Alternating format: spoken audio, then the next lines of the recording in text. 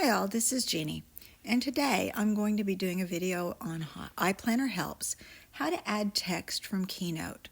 I'm going to talk a little bit about what Keynote is and exactly why you might want to use Keynote when you're creating fonts to add to your iPlanner or your iJournal.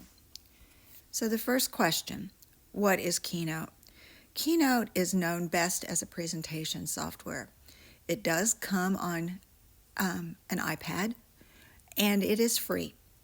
However, it is a well-kept secret that Keynote can also be used as a powerful digital tool in order to create and enhance any kind of graphic.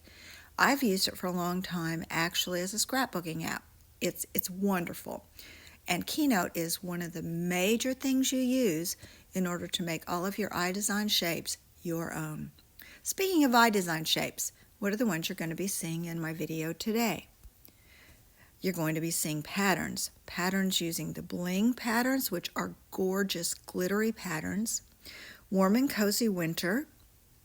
You're going to see a sample using the iDesign page template, and that sample will be a page cover that I have detailed as far as creating it in another video, and the video link will be in the comments section. And in that page, you're going to see the iDesign ink splatters. I love these, especially the one in the upper right-hand corner that actually can outline your page and make it look a little bit on the grungy side. But you don't have to stay with grunge, and you'll see what I mean later in my sample. And finally, you're going to need fonts. Fonts from Creative Fabrica, DaFont, 1001 fonts. Creative Fabrica has fonts that are free. You have to kind of look for them, but they're there. You can also purchase them. DaFont has really pretty nice sample fonts. Free fonts. The font I'm going to be using today, Christmas Sparkle, is from DaFont. The one thing you have to be aware of is when it's free, usually it's a prototype. I have yet to find much wrong with them. When I say much, a lot of times I will get letters, but I won't get numbers. 1001 Fonts is also a free source for fonts for your iPad and for your desktop computer. I will refer to the video that I created earlier on how to add fonts to your iPad so that you can use them either in Goodnotes or in any presentation that you have on your iPad.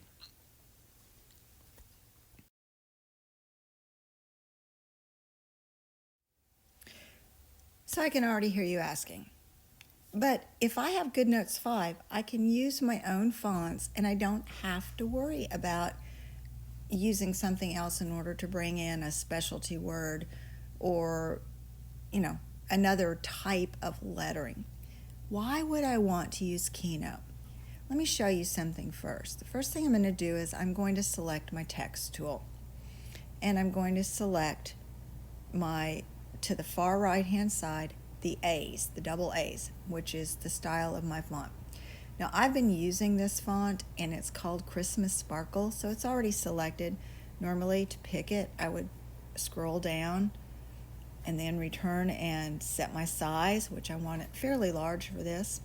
I'm going to set it up to 68, and I'm going to save that as my default. Well, if I'm going to type my text in, and I have another video that talks about this, in my colors, I can only choose certain colors. The text or the font colors are very limited. I've got a blue, which, whatever. It's not quite the blue that I want.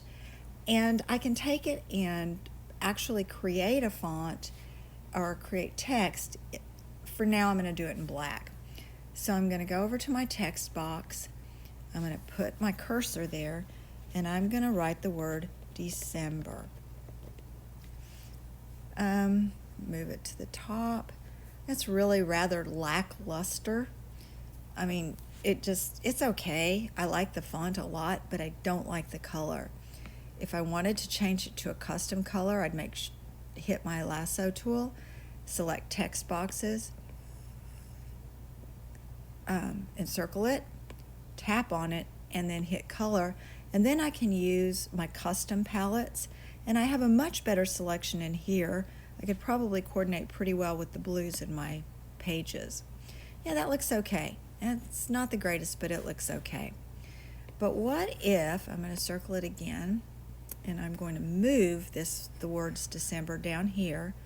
What if I want some more dimension to this? What if I want some bling?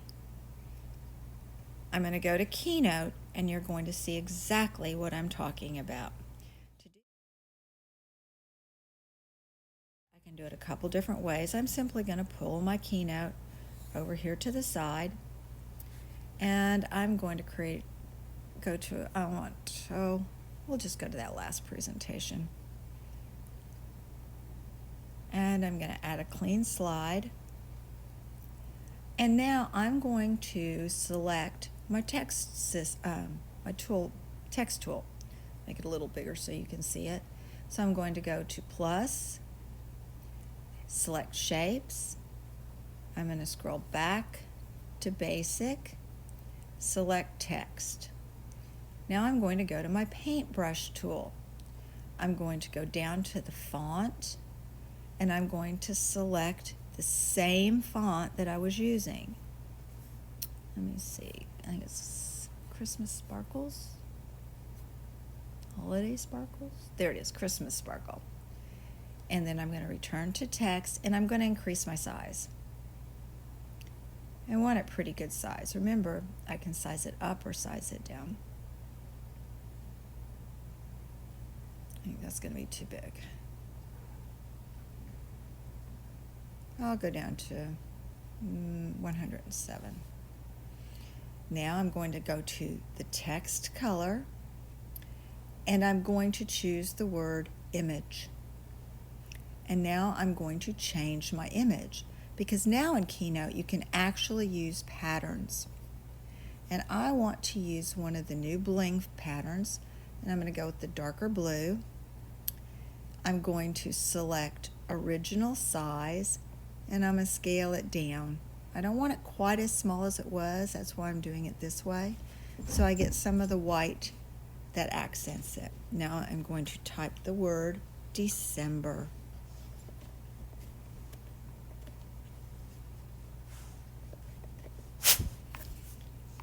And if I move over here, you can see that there's a huge difference between the two fonts.